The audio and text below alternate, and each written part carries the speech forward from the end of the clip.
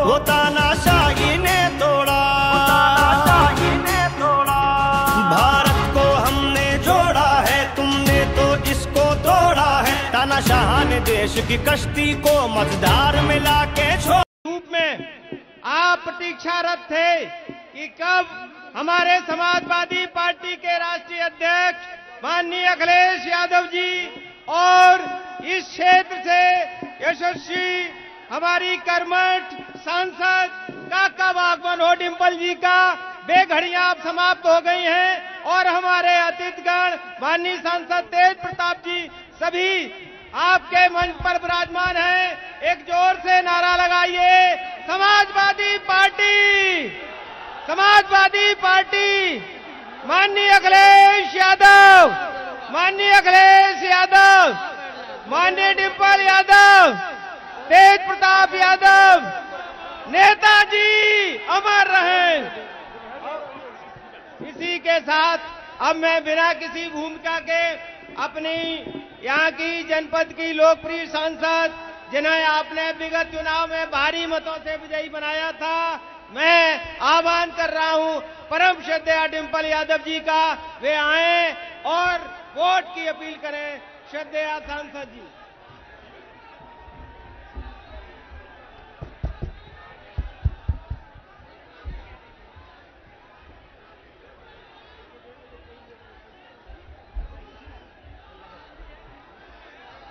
Dimple Yadav, Akhilesh Yadav.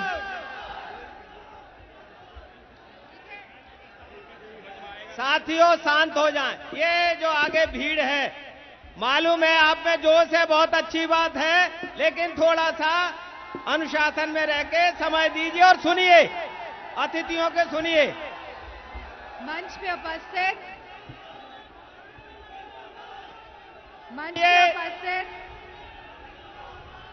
Samajwadi party के राष्ट्रीय अध्यक्ष जी,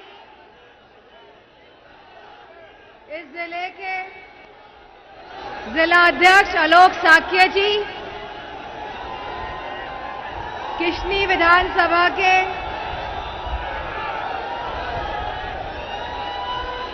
विधायक विजेश कटेरिया जी, पूर्व विधायक अवधेश यादव जी, श्री डॉक्टर दीन मोहम्मद दीन जी, श्री केसी यादव जी, श्रीमती सुमन यादव जी, श्रीमती मीरा देवी जी, श्री नीरज पाल जी, श्री संजय कठेरिया जी, श्री संजीव सविता जी, श्री अमित कठेरिया जी, श्री रामशरण साक्य जी, श्री हरपाल सिंह पाल जी, राघवेंद्र पाल जी, सतीश सिंह राठौर जी, विद्याराम मुनीम जी, प्रमोद तिवारी जी, श्री तोताराम यादव जी, श्री रामकरण साक्य जी, श्री भगवान दास प्रजापति जी और मंच पर उपस्थित सभी सम्मानित नेतागण और आज जनसभा में आए हुए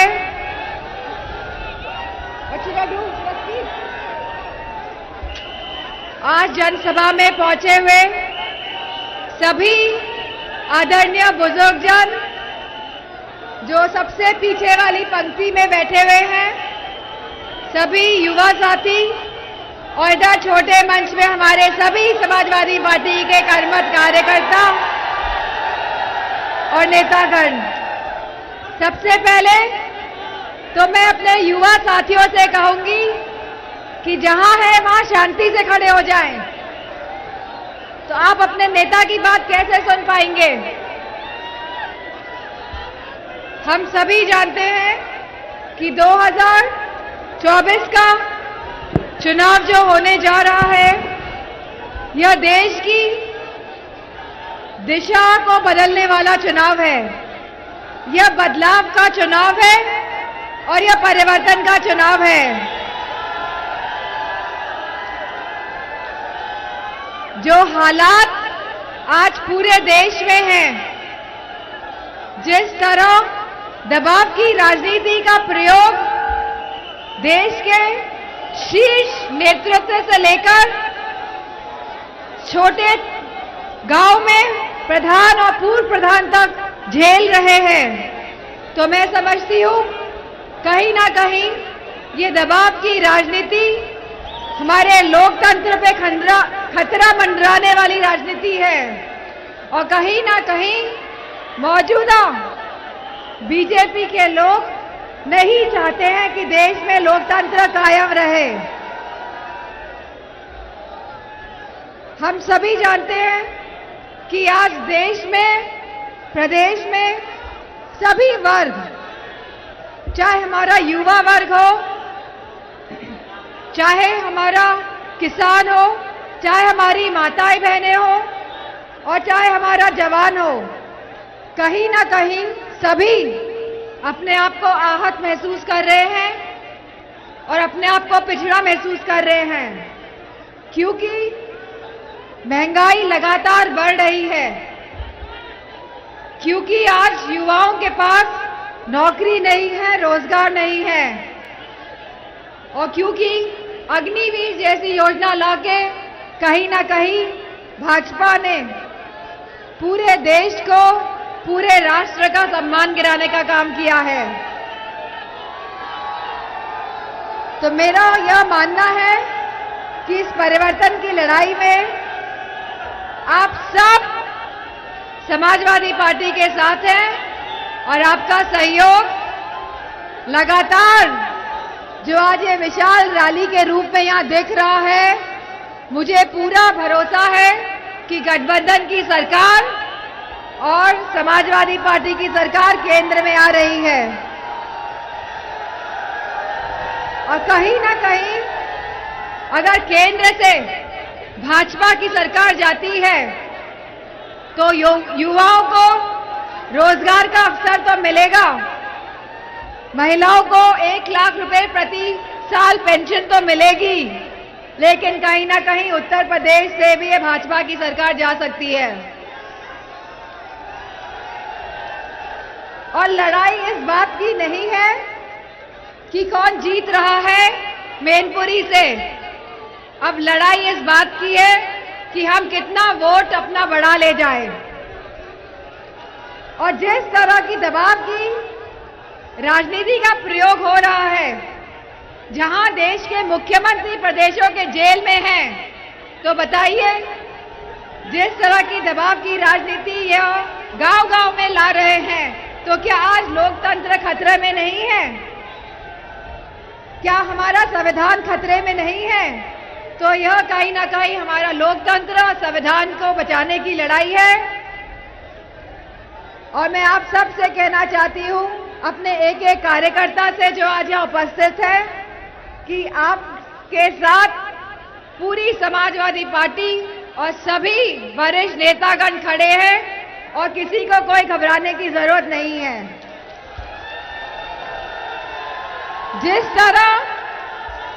जिस तरह आपका सहयोग, आपका साथ हमेशा हमारे साथ है, उसी तरह हमारा सहयोग, हमारा साथ हमेशा आपके साथ है और किसी को कुछ डरने की जरूरत नहीं है। इन्हीं शब्दों के साथ मैं अपनी बात को खत्म करना चाहूंगी। धन्यवाद।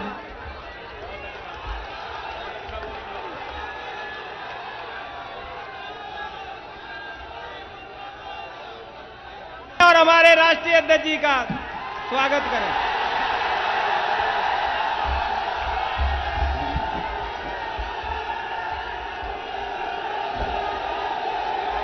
अखिलेश यादव, समाजवादी पार्टी। हमारी पार्टी के जिला अध्यक्ष आलोक साखी जी और यहाँ के विधायक ब्रजेश कठेरिया जी, पूर्व विधायक संध्या कठेरिया जी, पूर्व एमएलसी अवधेश यादव जी, डॉक्टर दीन मोहम्मद दीन साहब, केसी यादव जी, आदरणीय श्रीमती सुमन यादव जी, मंच पर उपस्थित मीरा यादव, नीरज पाल जी, संजीव सविता अमित कठेरिया जी, श्यामकरण सागर, हरपाल सिंह पाल जी, राघवेंद्र पाल, सतीश राठौर जी, विद्याराम मुनीन, प्रमोद तिवारी जी, आदरणीय तोताराम यादव जी, श्यामकरण साकी जी, भगवान दास प्रजापति जी और बड़ी संख्या में कश्यप जी से लेकर के और हमारे संचालन कर रहे बाथम जी से लेकर के समाजवादी पार्टी के हमारे सभी नेता जो मंच पर हैं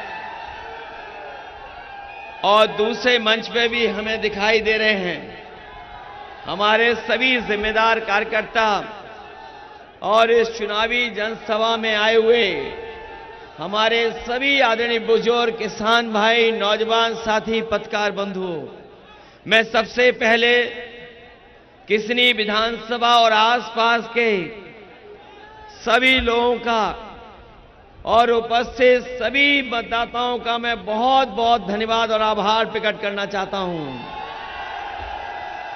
जहां तेज धूप है वहीं हवाएं कुछ राहत दे रही हैं और ये जो हवाएं चल रही हैं, पहले चरण से ही जो हवाओं का रुख रहा है, उन हवाओं ने भारतीय जनता पार्टी को उखाड़ फेंक दिया है।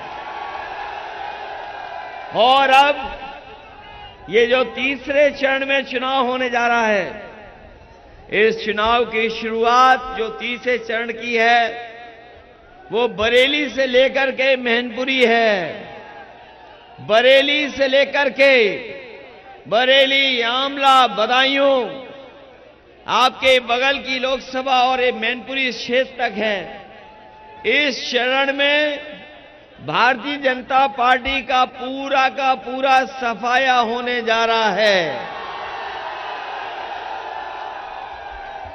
ये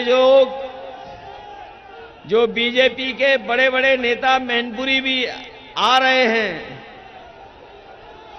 वो केवल औपचारिकता कर रहे हैं, वो केवल मैनपुरी देखने आए हैं और मैनपुरी की जनता का रिकॉर्ड देखेंगे बाद में। ये जो बीजेपी के बड़े बड़े लोग आए हैं वो केवल मैनपुरी में औपचारिकता कर रहे हैं। जब चुनाव परिणाम आएगा तो न केवल जीत का होगा बल्कि वो रिकॉर्ड मतों के वोट से जीतने वाला परिणाम होने जा रहा है। और अब तो भारतीय जनता पार्टी की हर पोल खुल गई, हर पोल खुलती चली जा रही है। अभी तक तो हम और आप लोगों को संविधान से सावधान कर रहे थे कि ये संविधान खत्म कर देंगे, लेकिन जो जानकारी हासिल हो रही है, उससे तो लग रहा है कि अब ये जान के पीछे भी पड़ गए हैं। अभी तो संविधान पे सवाल उठा रहे थे बीजेपी के लोग, लेकिन जब से कोर्ट का फैसला आया है, जिन लोगों को इन्होंने वैक्सीन लगवाई, तो अब न केवल संविधान को खतरा पैदा किया है बल्कि वैक्सीन लगवा करके हमारी आपकी जान को भी खतरा पैदा कर दिया। जो लोग फ्री की वैक्सीन लगवा रहे थे, यहां पर हो सकता है बहुत सारे लोगों ने वैक्सीन लगवा ली हो, लेकिन हम हैं जिन्होंने नहीं लगवाई।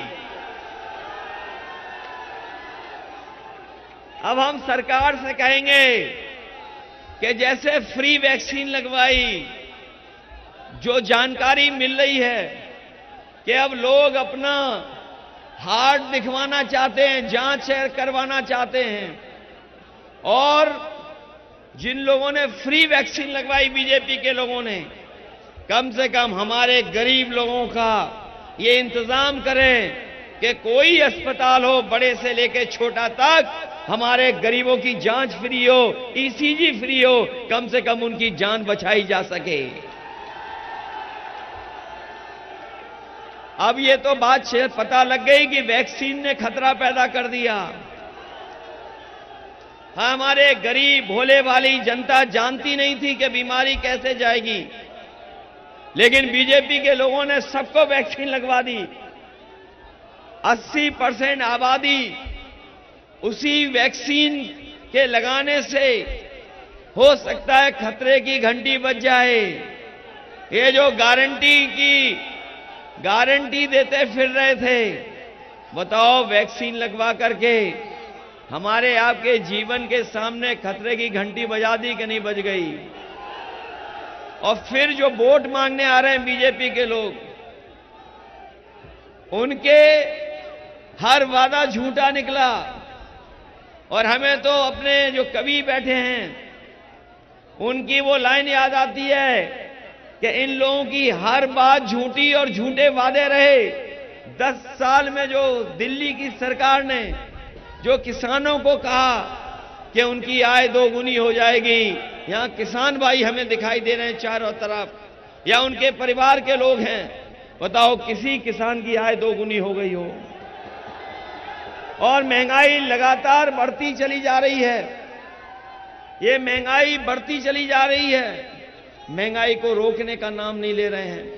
हर जरूरत की चीज महंगी कर दी, कीटनाशक दवाई महंगी कर दी, डीजल पेट्रोल महंगी कर दिया, और जो चीजें किसान खरीद रहा है हर चीज महंगी कर दी है। लागत बढ़ गई, लेकिन जब फसल तैयार हो जाती है तो उनको ये सरकार कीमत नहीं दे पा रही है। जहां आय 2 गुनी की कीमत देनी थी, मुनाफा देना था, वो तो दूर, लेकिन सरकार जिस कीमत पे फसल खरीदनी चाहिए वो फसल और पैदावार की कीमत भी नहीं दे पा रही है। और ऊपर से जिन किसान भाइयों पे कर्ज आ गया है, इन्होंने कर्ज में कोई राहत नहीं दी। लेकिन पिछले 10 साल में बीजेपी के लोगों ने बड़े बड़े उद्योगपतियों का 16 लाख करोड़ कर्ज माफ किया है। जब नियम बनाए, कानून बनाया, तो ये कहा कि 5 करोड़ से ऊपर जिनका कर्ज है उनका कर्ज माफ होगा। हम उनसे पूछना चाहते हैं कि जब आप नियम बना रहे थे तो हमारे किसानों के लिए नियम क्यों नहीं बनाया? ये नियम क्यों नहीं बनाया कि जिन लोगों का लाखों में कर्ज है उनका भी माफ होगा? इन्होंने 5 करोड़ से ऊपर वालों का कर्ज माफ किया है, लेकिन लाखों में जिनका कर्ज था उनका माफ नहीं किया है। मैं अपने किसान भाइयों को कह के जा रहे हैं कि समाजवादी पार्टी और इंडिया गठबंधन ने तय किया है कि जिस तरीके से उद्योगपतियों का कर्ज माफ हुआ है, अपने किसानों का भी कर्ज माफ कराने का काम हम लोग करेंगे। कर्ज माफ होगा, कर्ज माफ तो होगा ही होगा, साथ में मंडियों में वो इंतजाम करेंगे जिससे कि हमारे किसानों को एमएसपी का अधिकार भी मिल जाए। और जब तक कानूनी अधिकार एमएसपी का नहीं मिलेगा तब तक हमारा किसान खुशहाल नहीं हो सकता है। इसलिए किसानों को खुशहाली के लिए हम लोग कानूनी अधिकार दे करके उन्हें एमएसपी दिलाने का काम करेंगे। जहां किसान दुखी है वहीं इन नौजवानों के हाथ में कोई नौकरी रोजगार नहीं है। ये जितने नौजवान हैं सब रोजगार दिखाई दे रहे हैं, किसी के हाथ में रोजगार नहीं, नौकरी नहीं। और अगर मेहनत करके परीक्षा देने भी गए तो पेपर लीक हो गया। हर परीक्षा का पेपर लीक हुआ, 10 से ज्यादा परीक्षाओं के पेपर लीक हो गए। ये दिल्ली से आ रहे हैं और लखनऊ से आने वाले बीजेपी के नेता क्या हमारे नौजवानों के भविष्य के बारे में कोई चिंता कर रहे हैं? क्या उन्होंने पेपर लीक के बारे में कुछ बात कही, आश्वासन दिया? कोई आश्वासन नहीं दिया। हम अपने नौजवानों को कह के जा रहे हैं कि सरकार में 30 लाख नौकरियां खाली हैं, आरक्षण के साथ साथ उन नौकरियों को भी भरने का काम करेंगे जिससे हमें नौजवानों को नौकरी मिल जाए। यहां पर जो नौजवान हैं, यहां पर हमारे फौज के परिवार के लोग होंगे, वो जानते होंगे वो नेताजी का ही फैसला था जिसकी वजह से अगर कोई जवान शहीद होता था सीमा पर, तो उसको पूरे सम्मान के साथ घर परिवार के बीच में ला करके आखिरी समय पर दर्शन करने का मौका मिलता था। वो नेताजी का फैसला था और उसका परिणाम यह हुआ कि सरकार को बजट के साथ साथ सब सुविधाएं और इंतजाम करना पड़ा। लेकिन आप लोग जानते होंगे, नौजवानों ने देखा होगा कि ये जो नई व्यवस्था लाए हैं अग्निवीर की, न ये नौकरी पूरी है, और अगर नौकरी पाने के बाद कोई नौजवान शहीद भी हो गया तो ना उसे कोई सुविधा मिलेगी, ना शहीद होने पर वो सम्मान मिलेगा। इसलिए अपने नौजवानों से कह के जा रहे हैं कि ये अग्निवीर वाली व्यवस्था को हम लोग स्वीकार नहीं करेंगे।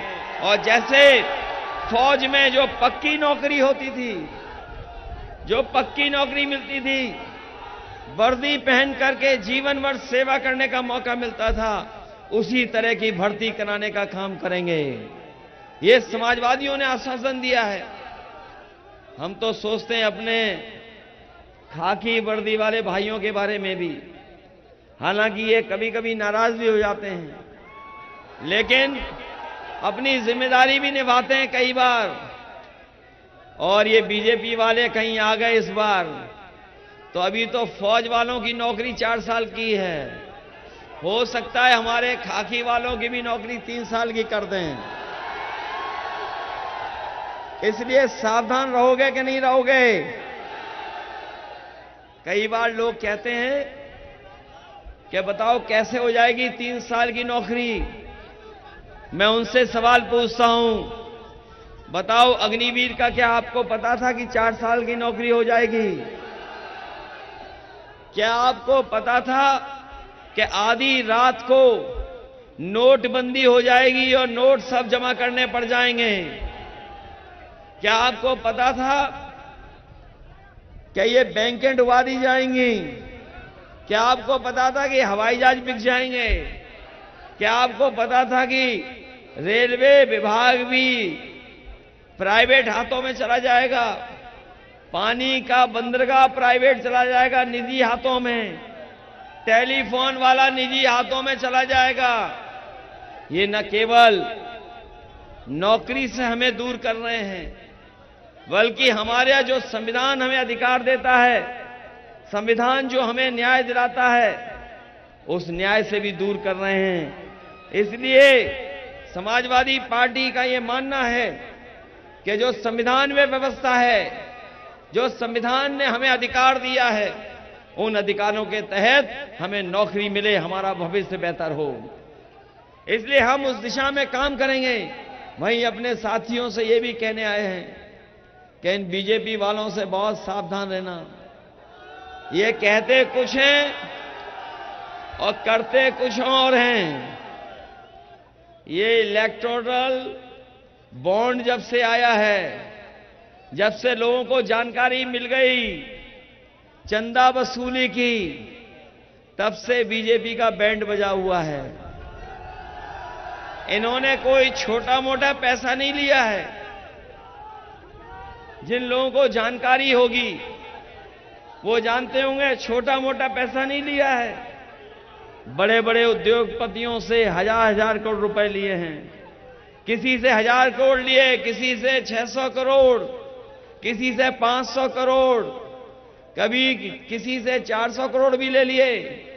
और ये जो वैक्सीन कंपनी वाली है, जो वैक्सीन लगवा रही थी, इससे भी पैसे वसूल लिए। और जो लोग मीट एक्सपोर्ट करते हैं, जो मांस एक्सपोर्ट करते हैं, उनसे भी पैसा वसूल लिया बीजेपी ने। बताओ बीजेपी ने चंदा वसूला कि नहीं वसूला? और उसी का परिणाम है कि एक तरफ तो भ्रष्टाचार किया है, वहीं महंगाई कर दी। आज हर चीज महंगी है कि नहीं है? हमने तो कई जगह जनता को याद दिलाया। हमारे पुराने लोग खड़े होंगे, वो जानते होंगे, पहले पार्ले जी का बिस्किट पैकेट इतना बड़ा आता था, इतना बड़ा मिलता था बाजार में। लेकिन जैसे जैसे महंगाई बढ़ी और उन्होंने मुनाफा कमाना शुरू किया, पैकेट छोटा होता चला गया। अब बताओ कितने रुपए का पैकेट आ रहा है? 5 बिस्किट का पैकेट हो गया है। ये दोबारा आ गए सरकार में तो हो सकता है एक बिस्किट वाला आपको पैकेट मिले।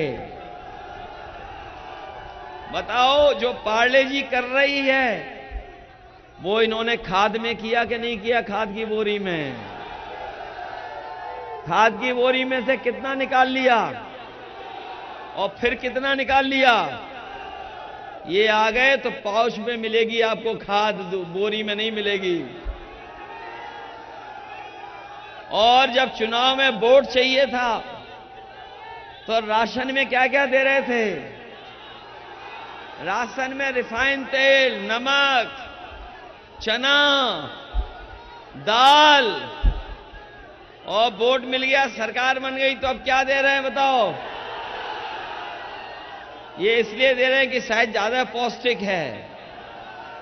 ये जो राशन में बाजरा मिल रहा है ये क्या ज्यादा पौष्टिक है क्या? इसलिए समाजवादी पार्टी अपने गरीबों को कह के जा रही है, सरकार में आएंगे तो राशन की व्यवस्था को अच्छा करने का काम करेंगे, गुणवत्ता के साथ पौष्टिक देंगे। और जिस तरह शहरों में बड़े लोग, संपन्न लोग आजकल पैकेट में आटा खा रहे हैं, वो पौष्टिक आटा है, वो स्वास्थ्य के लिए भी बेहतर है, कई लोग ऐसा बना रहे हैं। तो हम अपने गरीबों कह के जा रहे हैं राशन की गुणवत्ता बेहतर करेंगे और गुणवत्ता के साथ साथ पौष्टिक आटा और डाटा फ्री दिलाने का काम करेंगे। क्योंकि जितना जरूरी आज राशन है उतना ही जरूरी आटा है और उतना ही जरूरी डाटा है। और डाटा इसलिए दे रहे हैं फ्री, जब कोरोना आया था तो संपन्न परिवार के बच्चों का कोई 1 साल नहीं गया, न 2 साल गए, क्योंकि उनकी ऑनलाइन पढ़ाई हो गई। घर बैठ करके स्कूल की पढ़ाई कर ली, कंप्यूटर से, लैपटॉप से, मोबाइल, अच्छे मोबाइल से। लेकिन हमारे गरीब के पास नहीं था, हमारे गरीबों के पास नहीं इंतजाम था, इसलिए उनके सालों साल चला गया। लेकिन हम अपने नौजवानों को बताना चाहते हैं, कभी हम लोगों ने लैपटॉप दिया था, याद है कि नहीं? और वो जहां होगा आज भी चल रहा होगा। अभी जो हम लोगों ने लैपटॉप दिया, अमेरिका में कई शहरों में जो गरीब परिवार के बच्चे, उनको अमेरिका दे रहा है लैपटॉप। सोचिए हम लोगों ने कब दिया था अपने गरीबों को, और इसलिए दिया था कि इस तकनीकी के युग में जहां संपन्न लोगों के पास सब साधन है, हमारे गरीब के घर में कोई साधन नहीं है, इसलिए कम से कम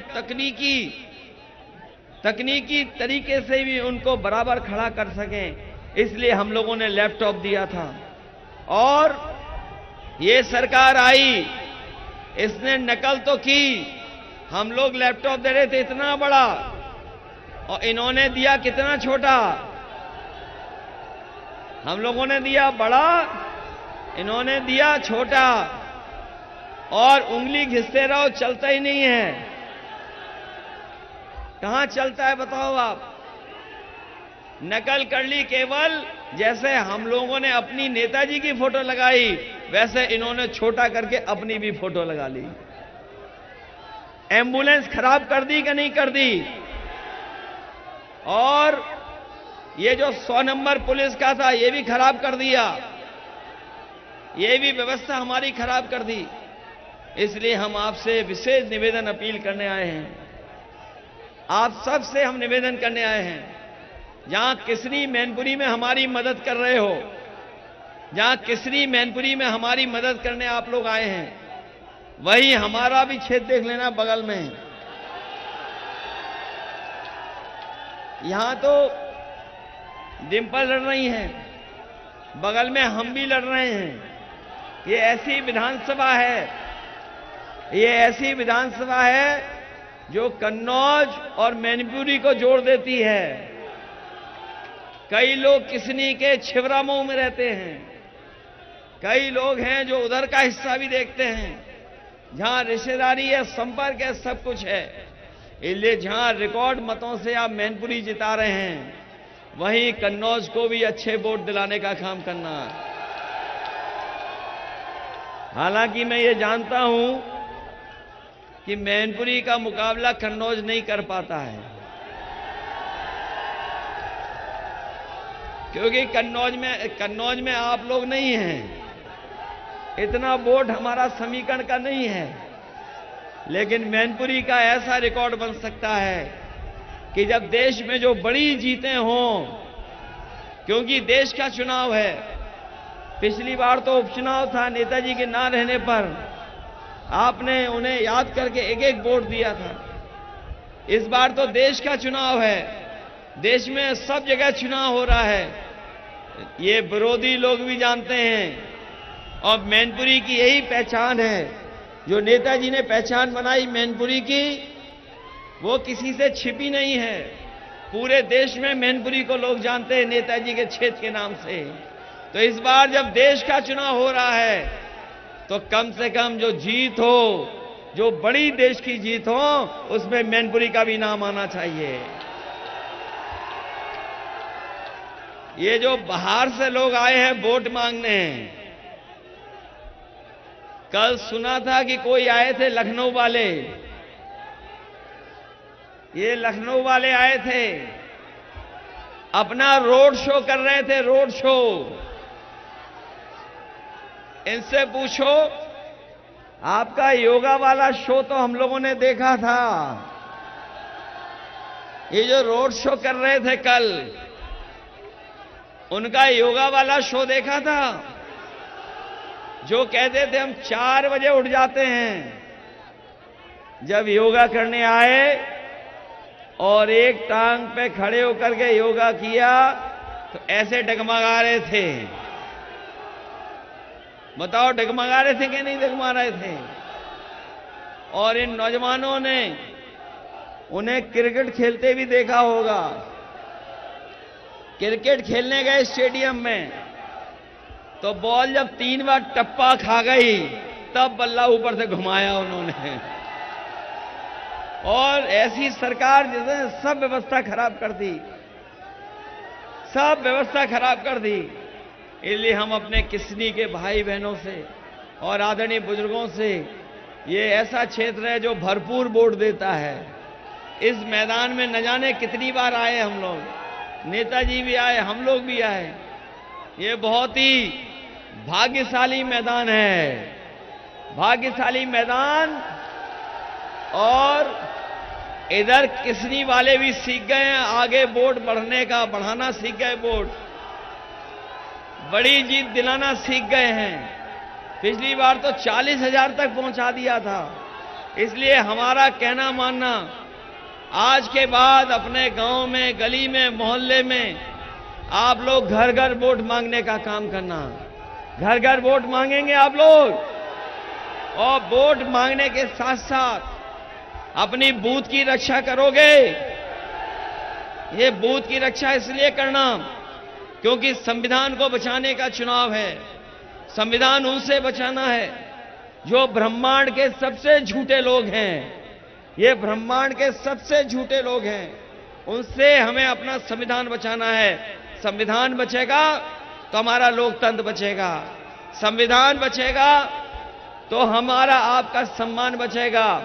बीजेपी हटेगी तो महंगाई कम होगी, बीजेपी हटेगी तो बेरोजगारी दूर होगी, बीजेपी हटेगी तो उत्तर प्रदेश में खुशहाली होगी। इसलिए आप सब लोग मदद कर देना, एक एक वोट साइकिल पे डाल देना। यही निवेदन, यही अपील मैं आपसे करने आया हूं। इन्हीं शब्दों के साथ आप सबका बहुत बहुत धन्यवाद। और अपने नौजवानों से कहेंगे, ये सहयोग करो एक दूसरे का, आप सब लोग सहयोग करो, सरकार बनाने जा रहे हैं। क्योंकि आपकी चिंता ज्यादा है, किसानों के साथ साथ हमें नौजवानों की भी चिंता है।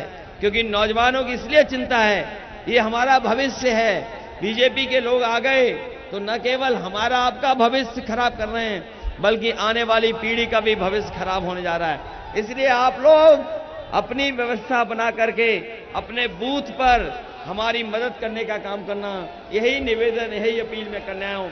मुझे उम्मीद है कि आप लोग पहले से ज्यादा वोटों से जिता करके इस विधानसभा से और इस लोकसभा से जिता करके भेजेंगे। बहुत बहुत धन्यवाद। अपने तमाम नेताओं का बहुत बहुत धन्यवाद देता हूं। वहां अपने कार्यकर्ता साथी हैं, उनका भी धन्यवाद। आई हुई जनता का जो गर्मी में खड़े रहे, जो इतनी धूप में खड़े रहे, उनका भी विशेष धन्यवाद देता हूं।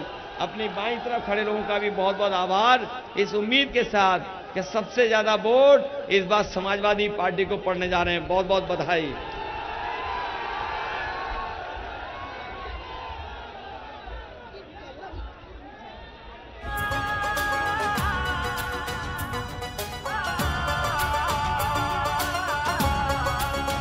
किसी को लालच से जोड़ा, किसी को ईडी ने तोड़ा, मनोबल भारत का था जो वो तानाशाही ने तोड़ा।